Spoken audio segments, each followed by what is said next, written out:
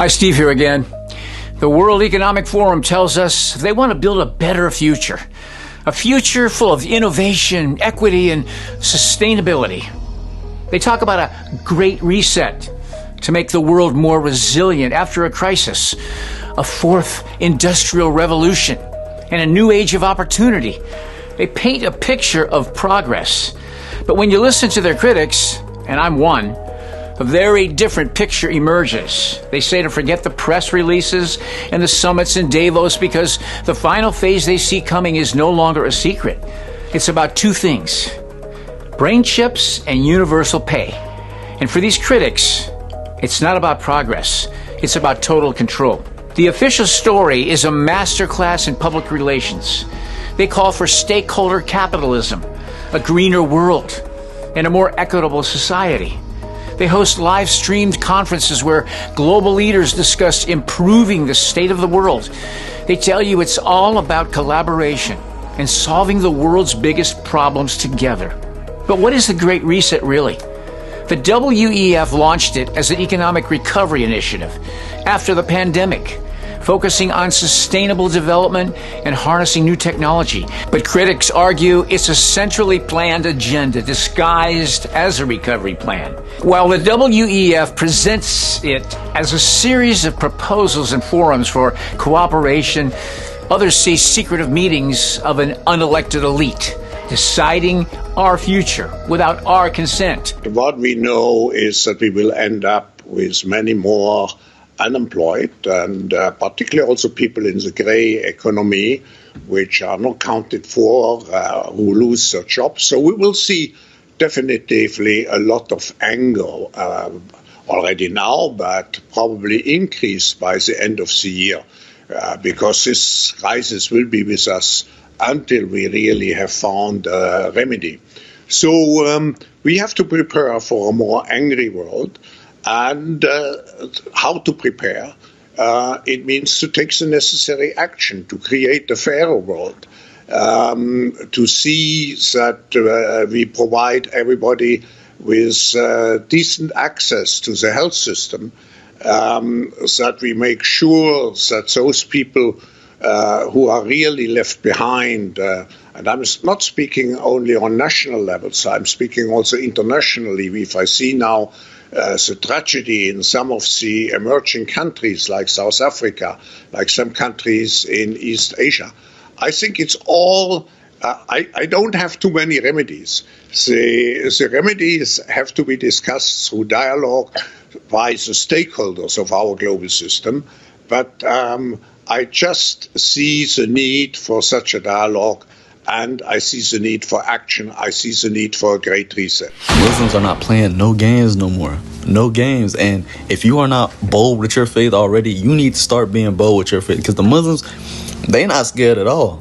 I don't know if it's just me, but I've been seeing these videos on how they basically been saying how they taken over the UK. They're going to come take over the U.S. and they've already started taking over the U.S. They're going to make sure Islam enters every single household, and they're going to start taking over the policies and politics and implying Sharia law and just changing the U.S. as we know it and making it a Muslim country. This is a warning to everybody in the United States of America, and I hope you're listening up very clearly. Islam is knocking at the door. And when Islam knocks on the door, they knock with a suicide vest strapped to them, all right? You are talking about jihad. You are talking about people taking over our government who are Muslims and believe 100% in the doctrine of Islam, which is Sharia law, it is jihad, it is taqiyya, it is every horrible thing you imagine. These people do not worship our God. They do not respect our constitution. These people walk around a black box in Mecca and yell Allahu Akbar, which is a call to war. It is a call to war. They're not here to assimilate. They're here to take over. The city of Birmingham will not tolerate the disrespect of our Prophet, peace be upon him. And there will be outcomes from your actions. You will have repercussions for your actions. We have been trained from birth that we must defend the honor of our Prophet, and we will lay our life on the line. Okay, you know, the other argument is, but okay, so if you don't like it here, go to your own country. But why would we do that when our forefathers were instrumental in rebuilding this country after World War II? It was our grandfathers who worked in the factories 20 hours. It was our grandfathers who came here and run the infrastructure. It was our grandfathers who bought you the lovely curry, which is your national dish. So how can you tell us to go? We're not going nowhere. We are here to stay. Like I say, we're not here to take part. We're here to take over. Mayor of Hamtramck, Michigan, Muslim. Mayor of Dearborn, Michigan, Muslim. Mayor of Richardson, Texas, Muslim. Vice President of the Minneapolis City Council, Muslim. U.S. House Representative, Muslim. U.S. House Representative, Muslim. U.S. House Representative, Muslim. New York City mayoral candidate, Muslim. Minneapolis mayor candidate, Muslim. Islam is the third largest religion in the United. Around 6 to 8 million Muslims in U.S. 2,769 mosques were counted in the 2020 U.S. Mosque Survey. The number of mosques has nearly tripled since 2000. Around 300 Islamic schools in the U.S. About 30,000 Americans convert to Islam per year. In 2023, Muslims became the majority in Dearborn, making up approximately 55% of the city's 110,000 residents. Major urban centers, especially in New York City, Los Angeles, Chicago, Houston, Detroit, and Washington, D.C., conversion to Islam in large cities and in prisons have also contributed to its growth over the years. New Jersey has the largest Muslim population by percentage, with 3% of the total population being Muslim. Why not to tie government aid to the green economy which we have to create? Why not to make sure that we revolutionize, digitalize particularly our educational system? So we are here, when we talk about the Great Reset, to talk also about innovation. How can we do things differently from what we used to do? And if we speak about differently, it means also how can we do it to make sure that a majority of people are benefiting from it and not just a minority. So it's crazy foggy right now. But that's not the weird part, okay? Like, number one, it's weird because as it gets later in the day, fog should lighten, dissipate, and it's really not. But the weirdest part is the taste and smell. It smells like after you set off a bunch of fireworks, and like the taste of the air is, I mean, the only word I can think of is toxic. It's super weird. And so I'm going for my walk, and it's kind of worrying me a little bit. Yeah, I mean, it smells not right. And I'm 41. I've been through fog. This is something different. We have now the experience of one crisis. The environmental crisis, the climate crisis could be a much bigger one. So I see more awareness, but on the other hand, we have the big issue of unemployment, of low levels of employment. And I think we shouldn't see the two as contradictory objectives. Many believe it's a blueprint for replacing freedom with control. The name itself, the Great Reset, implies a complete overhaul of our lives. You have to ask, who gave them the authority to reset the world anyway? And when you hear the other terms they like to use, like build back better, don't you have to tear things down and destroy? Just like a building, we will build that building better. That means you have to tear that building down before you can build that building back up again. Are you paying attention to the language they use? They call the post-corona era a rare but narrow window of opportunity to reflect, reimagine, and reset our world. To them, was a global crisis a tragedy, or was it an opportunity? An opportunity to push a plan that some believe has been in the works for years. This brings us to what skeptics see as the first pillar of their endgame: neurotechnology. You and I might just call them brain chips. Publicly, the World Economic Forum frames this technology in the kindest terms possible.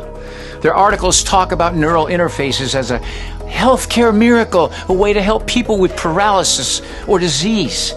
They promote it as a tool for health equity and building a stronger society. It all sounds so wonderful, right? But dig a little deeper, and the story gets more complicated. The WEF has hosted panels with titles like, "Are you ready for brain transparency?" Let that sink in. Not brain health, brain transparency. This isn't just about healing the sick. It raises questions about making your own thoughts accessible. Critics argue that these discussions aren't just about preventing misuse, but about normalizing the technology for mass adoption. They speculate about a future where your brain could be monitored at work for attention. While there's no evidence that WEF has an official plan to implant chips in everyone, the conversations they're hosting point to a future where brain-computer interfaces are common. Critics fear a step-by-step process. First, it's voluntary for medical needs. Then it's convenient for interacting with devices. And finally, could it become mandatory for a job? For social participation? This is the speculative path that has people worried. Their own materials explore a world where thoughts could be decoded. This is seen by some as the ultimate tool of control. Forget censoring what you say online. The fear is they could monitor and maybe even influence what you think. The idea of AI moderating hate speech or misinformation is one thing, but critics see the terrifying conclusion as a world where dissenting thoughts could be flagged before they're ever spoken. It is important to note that current technology cannot decode detailed thoughts at scale, and WEF documents discuss these capabilities as hypotheticals with ethical risks. If you wanted to control a population, you'd also need a mechanism to enforce compliance. Skeptics believe the second pillar is Universal Basic Income, or UBI. Again, the public pitch is tempting. The WEF has hosted discussions on UBI as a tool to reduce poverty and inequality, especially as AI disrupts jobs. It's presented as a compassionate solution for the future. But it's crucial to note, as the script's own research points out, that UBI is not an official core part of the Great Reset's primary documents. Skeptics argue this is intentional, allowing the framework to be developed without a public alarm. For them, UBI is a perfect tool for creating dependency. When your survival is tied to a payment from a central authority, how free really are you? Now connect this to their other discussions: the push for digital IDs, the development of central bank digital currencies, or CBDCs. While the WEF has no formal plan to combine these, critics see a clear and dangerous trajectory. Imagine a world where your UBI is paid via a CBDC to your digital wallet, a world of perfect financial surveillance where every transaction is tracked, every one of them. But for critics, it gets worse.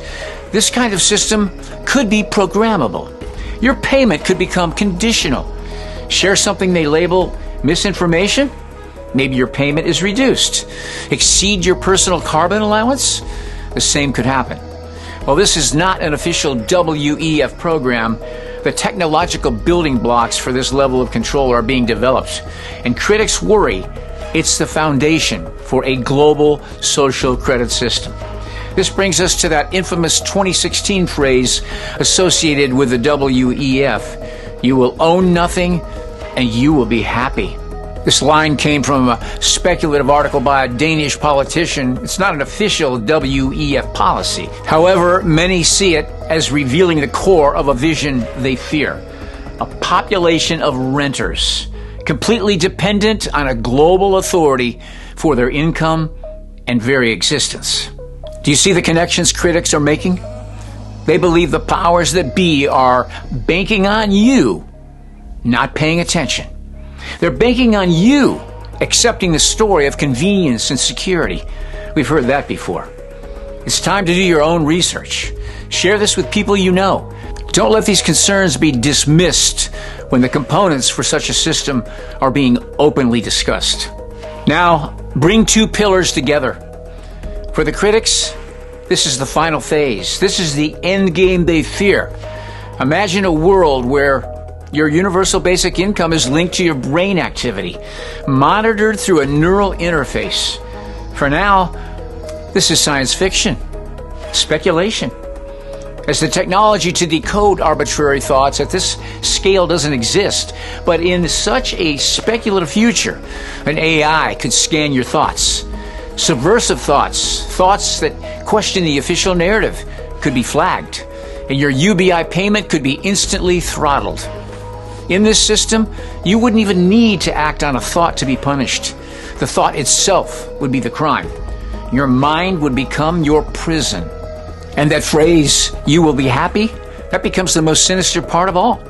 If you're not happy, if your brain shows signs of discontent, could technology be used to make you more docile? In this speculative nightmare, happiness is no longer an emotion you feel. It's a state of compliance that is enforced. This is not a utopia. It's what some fear could be the most complete dictatorship ever conceived. The Great Reset, on its face, is a proposal for a better world. But for its critics, it's a detailed blueprint for a global technocracy. When you connect the dots they point to, their fear is an agenda of complete subjugation under the guise of progress. They see brain chip surveillance and UBI-based control as the final pieces of a puzzle for total global domination. The technologies are being discussed, and a framework of ideas is being built before our very eyes. The question is no longer if these topics are on the table, but what are we going to do about the questions they raise? Subscribe for more truths they may not want you to think about.